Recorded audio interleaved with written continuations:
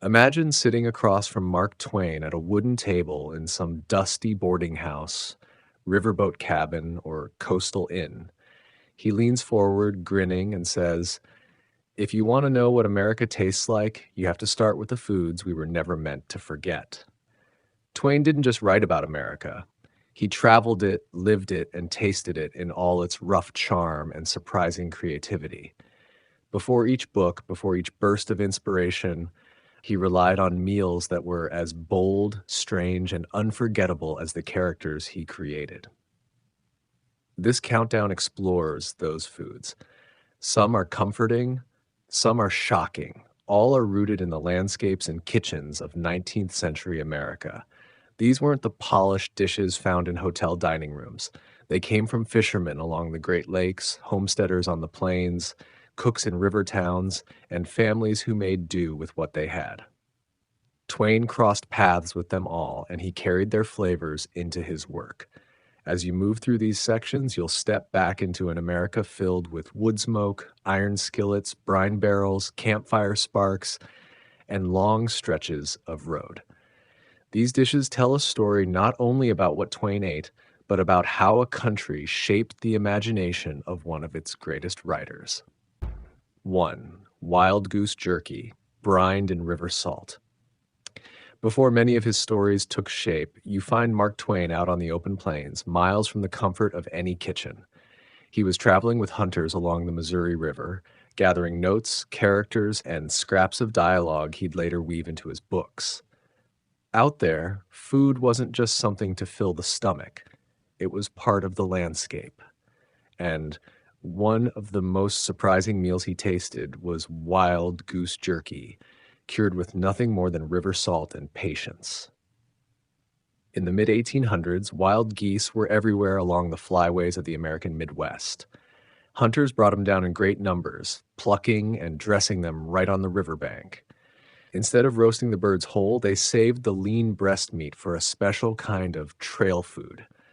Long strips were cut, rubbed with coarse salt gathered from the river flats, then hung on makeshift racks to dry in the sun and wind. It was simple, practical, and tough enough to survive long treks without spoiling. This was the kind of food Twain encountered while sharing campfires with scouts and frontiersmen, listening to their tales while the smell of drying meat drifted through the evening air. Meals like this mattered because they weren't meals at all. They were necessities of travel, crafted for endurance rather than pleasure. Yet Twain paid attention to the details, the leathery texture, the smoky scent that clung to his fingers, the sharp saltiness that woke him up after hours of riding dusty trails. These experiences shaped more than his appetite. They shaped his writing. The roughness of frontier life, the grit of people who lived far from towns, and the resourcefulness baked into every bite all found their way into his work. This jerky wasn't glamorous. It was survival food, but it added a layer of authenticity to the worlds he later described. The emotional twist comes from how he remembered it. Twain wasn't sentimental about the hardships of the West, but he often laughed about the meals that pushed the limits of what he thought was edible. Wild goose jerky ranked high on that list. He joked that chewing it felt like negotiating with a stubborn idea.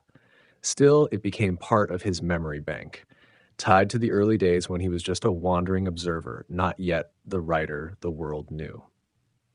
As his journeys continued, so did the string of unusual foods that crossed his path. Some were comforting. Others were downright strange. Each one carried a story of its own, and each one nudged him a little closer to the voice he would become known for.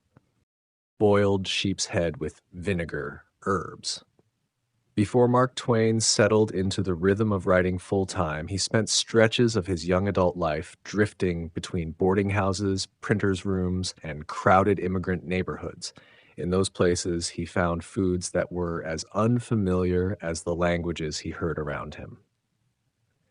One of the most surprising was a dish many newcomers from Europe considered practical and even comforting: boiled sheep's head simmered with vinegar-soaked herbs.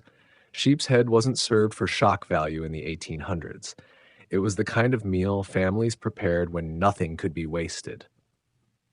Immigrant cooks brought the recipe from Scotland, Ireland, and parts of Scandinavia, and it caught Twain's curiosity the moment he saw it on a narrow boarding house table. The head was cleaned, split, and simmered slowly with onions, bay leaves, and herbs softened in vinegar. By the time it reached the plate, the meat was tender, fragrant, and far tastier than anyone might expect from such a stark presentation. Dishes like this mattered because they held meaning far beyond the ingredients. They represented thrift, resourcefulness, and the ability to make a nourishing meal out of what others might overlook. For Twain, they also revealed something about the people around him. These were men and women living on tight wages, often far from home, yet they managed to create meals that reminded them of their own kitchens across the ocean. He learned that food could carry memory in a way that surprised him, even when the dish itself seemed intimidating. Twain's reaction to boiled sheep's head blended curiosity with unease. He approached it the way he approached most unfamiliar things in his early travels, with hesitation and a quick joke. He wrote later that the first time he saw it, he felt the dish was studying him as much as he was studying it. But after tasting it, he admitted it was richer and more delicate than many of the meats he grew up with. What unsettled him wasn't the flavor. It was the reminder that people found comfort in so many different ways, and that the world was much broader than the towns he knew in Missouri. There's an emotional layer to this moment that lingers. Twain was still young, still searching for direction, and dishes like this forced him to look past his assumptions. They pushed him into spaces where cultures blended, where old traditions met new realities, and where meals carried stories older than the country itself. This quiet exposure shaped the empathy and sly humor that later made his writing feel so warm and observant. As he moved on from the boarding houses and deeper into his working life, the foods he encountered continued to surprise him. Some were tied to survival, others were tied to celebration. 3. Fried rattlesnake with cornmeal dusting. When you picture Mark Twain traveling through the Nevada Territory, you usually imagine mining towns, dusty saloons, and half-finished stories scribbled in pocket notebooks. But those long stretches of rough country also introduced him to meals he never expected to see on a plate. One of the most memorable was fried rattlesnake, a frontier specialty coated in cornmeal and cooked in a skillet until crisp and golden. Rattlesnake wasn't a novelty in the West. It was a practical source of protein in regions where game could be scarce and supplies arrived late or not at all. Cowboys, prospectors, and ranch hands knew how to clean a snake quickly, remove the ribs, and slice the meat into thin strips. A simple dredge of cornmeal, salt, and pepper turned it into something surprisingly mild and tender.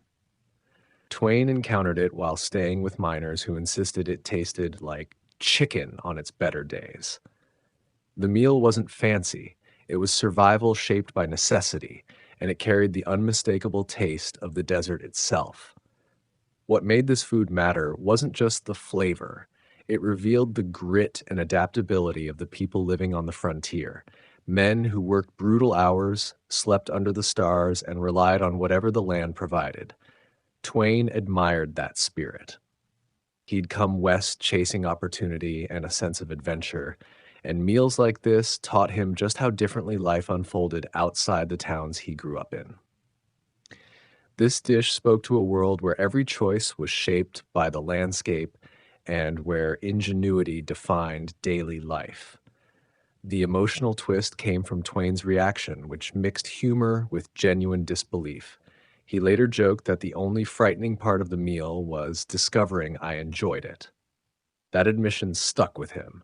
For all his wit and skepticism, he had a willingness to try almost anything, and the frontier rewarded that curiosity with flavors he never forgot.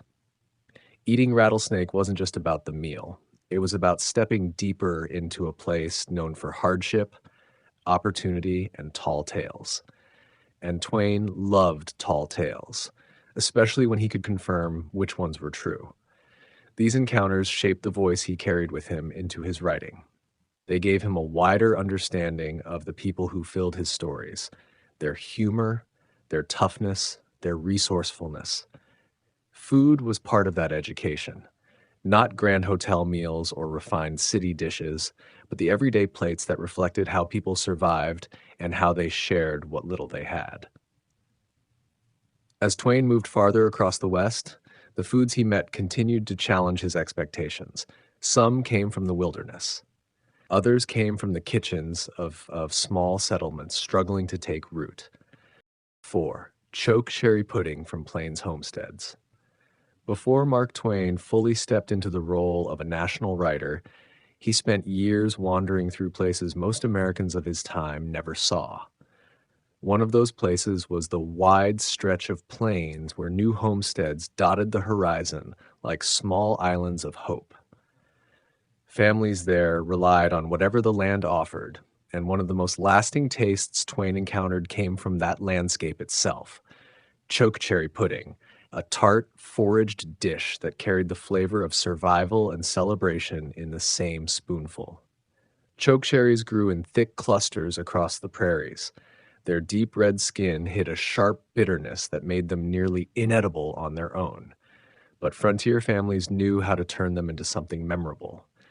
The berries were mashed, strained, and cooked down slowly with a little flour, a little sugar if they had it, and sometimes a touch of lard for richness. The mixture thickened over a low fire into a pudding that was equal parts tangy and comforting. Twain tasted it while visiting a homestead where a family insisted he try what they proudly called their best dish. It may not have looked like much, but it held generations of old country knowledge packed into a simple wooden bowl. Why it mattered becomes clear when you picture what frontier life demanded. Homesteaders had to make do with what grew nearby, and chokecherries were among the few dependable wild foods on the plains. Turning them into pudding meant extending the harvest, sweetening harsh seasons, and adding a sense of normal life to days filled with hard work. For Twain, the dish showed him something he rarely saw in mining towns or river ports: families trying to build a future from the ground up. The pudding tasted of resilience, patience, and optimism, even if it puckered the mouth a little. The emotional twist came from what the dish represented. Twain expected hardship on the frontier.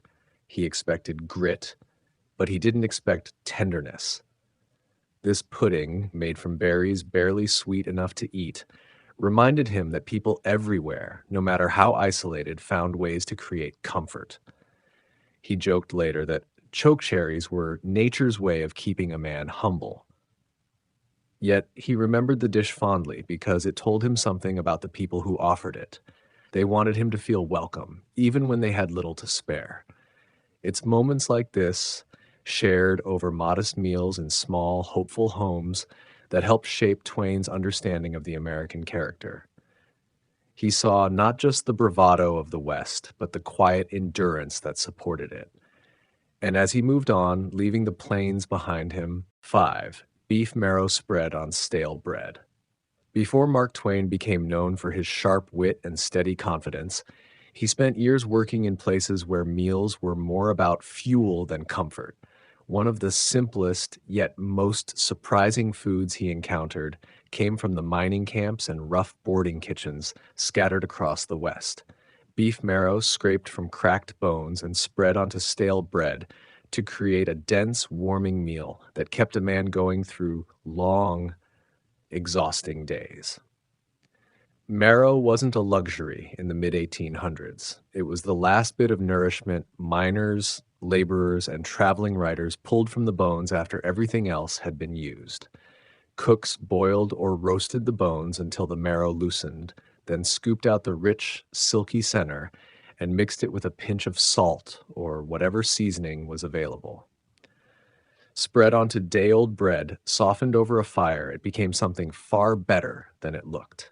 Twain tasted it for the first time in a small camp not far from the Comstock Lode, where miners insisted it was the only thing that keeps the cold out and the hope in. Why this mattered goes beyond the flavor. Marrow was the kind of food that kept people alive when wages were low and workdays were merciless. It was dense with energy, easy to make, and impossible to waste. For Twain, the experience revealed another layer of frontier life, the creativity required to turn scraps into something filling. He learned quickly that nothing on the frontier was thrown away. Every fragment had value, and every meal was a reminder of how thin the line could be between getting by and going hungry. The emotional twist comes from how Twain remembered the moment. He expected the bread to be tough and the marrow to be greasy. Instead, he found the combination oddly comforting. He joked later that it tasted like butter had gone prospecting, a line that fit the era perfectly. But beneath the humor was a quiet respect. Food like this showed him how people adapted to the demands of their environment. It wasn't glamorous, it wasn't refined, but it kept men warm at night, and that mattered. Meals in places like those mining camps taught Twain as much as any book or lecture ever could. They showed him the way people lived when no one was watching, and how they turned hardship into routine.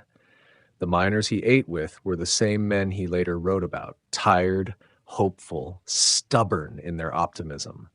And the marrow spread he tasted on that brittle piece of bread became part of the mental library he carried into every page he wrote. As Twain moved on from the dusty mining settlements, the foods he encountered shifted with the landscape. Some dishes echoed his riverboat days. Others came from the coastlines he traveled later. 6. Dutch oven biscuits with burnt honey butter. Before Mark Twain ever imagined his stories would reach readers across the world, he spent long stretches of his life in camps where the simplest meals carried the biggest comfort. One of the most memorable came from a traveling cook he met along a mail route in the Rockies. The cook made Dutch oven biscuits so soft they steamed when opened, served with honey butter, cooked long enough over the fire to turn dark, smoky, and almost caramel-like. It was a small luxury in a place where luxuries were rare. On the frontier, the Dutch oven was more than a pot. It was a lifeline. Heavy, blackened with soot, and built to survive fire after fire, it baked everything from bread to stews. Biscuits made in one had a distinctive quality. The heat wrapped around the dough evenly, giving it a tender middle and a browned crust that somehow tasted like the trail itself. Twain first tried them at dawn after a cold, wind-swept night. A few riders were already stirring, horses shifting in the frost. The smell of biscuits rising in that iron pot cut through the morning like a promise that the day might turn out better than expected. What made this food matter wasn't just the taste.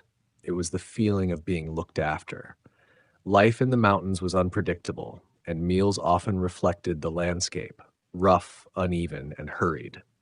But every once in a while, someone would take the time to bake something warm and honest. Burnt honey butter made the dish complete. The cook would heat the honey until it thickened and darkened, then whisk it with butter so it carried a smoky sweetness. Streaked across a biscuit, it tasted like every good thing a weary traveler hoped to find after miles of hard country. The emotional twist came from Twain's reaction. He expected the biscuits to be dry or heavy. Instead, he found himself slowing down, savoring them. He joked that they were the first mountain meal that felt like a letter from home. The sweetness of the honey, burnt just enough to deepen the flavor, reminded him of the kind of small comforts his mother kept in her kitchen. For a man constantly moving, often sleeping in borrowed beds or rough camps, that moment stayed with him. Meals like this taught Twain something important about the American West, that even in the harshest places, people found ways to carve out softness. They made room for small pleasures, even if those pleasures came from a pot caked with ash and a drizzle of honey browned a little too long. Those biscuits were a reminder that the frontier wasn't just about grit and danger. It was also about the generosity shared between strangers who knew what it meant to be far from home. As Twain traveled farther, he met other cooks, other camps, and other dishes shaped by land and necessity. 7. Smoked eel from Great Lakes fishermen. Before Mark Twain's name carried the weight it would later earn, he spent time drifting through the northern states, following stories, river routes, and the edges of the Great Lakes. It was there, among small fishing towns, wrapped in fog and cold wind, that he tasted one of the most unexpected foods of his early travels: smoked eel, pulled straight from the nets of Great Lakes fishermen. It was a meal shaped by weather, water, and generations of quiet, stubborn work. Eel was a familiar food to immigrant families from Europe, but to many Americans, including Twain, it was something of a curiosity. The fishermen would haul in long, muscular eels at dawn, slippery and shining in the pale light. They cleaned and brined them, then hung the fillets in small smokehouses lined with rough cedar boards. Hours of low, steady smoke transformed the meat into something delicate and savory, far removed from the creature that had wriggled out of the water only a short time earlier. Twain tried it at a lakeside shack where men warmed their hands over a stove and told stories between sips of black coffee. This dish mattered because it carried the entire spirit of the region. Life along the Great Lakes revolved around the water. Everything depended on the catch, the weather, and the luck of the day. Smoked eel wasn't a treat. It was a staple that lasted through long winters, storms, and lean fishing weeks. It showed Twain how much a community could build around one resource, and how skillfully they could turn something many people would avoid into a dependable meal.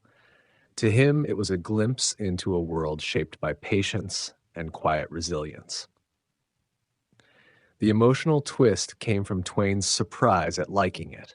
He approached the first bite with caution. The fishermen encouraged him with grins that suggested they enjoyed watching newcomers try it. But the flavor caught him off guard. It was tender, mildly sweet, and carried a warm smokiness that felt more comforting than he expected. He later joked that it was a lesson in not judging dinner by its shape. What struck him, though, wasn't just the taste. It was the way the fishermen spoke about it, how it connected them to their fathers, their grandfathers, and the shores they'd lived on all their lives. Moments like this, tucked between long stretches of travel, helped shape Twain's sense of the country. He understood that America wasn't one place but many, each with its own customs, its own hardships, and its own flavors. Smoked eel became another piece of that understanding, another snapshot he carried into his writing, even if it rarely showed up directly on the page. As Twain moved on from the cold northern waters, the foods he met took new shapes. Some came from roadside stands, others came from bustling cities. 8. Hush puppies fried in lard buckets. Before Mark Twain was known for crossing oceans and filling lecture halls, he spent countless days along the river routes of the South, where food was made fast, hot, and with whatever tools were close at hand. One of the most memorable things he tasted in those years was a humble roadside staple: hush puppies fried in old lard buckets, served by river shore vendors who understood how to turn simple batter into something irresistible. Hush puppies were already a well-loved dish in the mid-1800s, especially in the regions around the Mississippi River. The recipe was straightforward. Cornmeal, onion, salt, and a splash of buttermilk were stirred together into a thick, rustic batter. Vendors working along docks and ferry crossings dropped spoonfuls of it into bubbling lard kept warm in repurposed metal buckets. The result was a crisp shell with a soft, steaming center that tasted like the fields and mills that produced the meal. Twain tried them during one of his rambling journeys along the river, drawn in by the smell and the cheerful insistence of a vendor who claimed his were the best on the Mississippi, if not the whole country. This dish mattered because it reflected a kind of resourcefulness that defined river life. Nothing along the shoreline was wasted. Buckets that once stored lard became makeshift fryers. Cornmeal, cheap and easy to carry, became the foundation of countless meals. Hush puppies met the needs of travelers, workers, and families who needed something warm, filling, and quick. For Twain, they were a reminder of how the simplest foods often carry the strongest sense of place. The river shaped everything around it, and these little fried pockets carried both the flavor and the spirit of that world. The emotional twist came from what the hush puppies represented. Twain had grown up near the Mississippi, but tasting them from a vendor's bucket brought back memories he hadn't expected.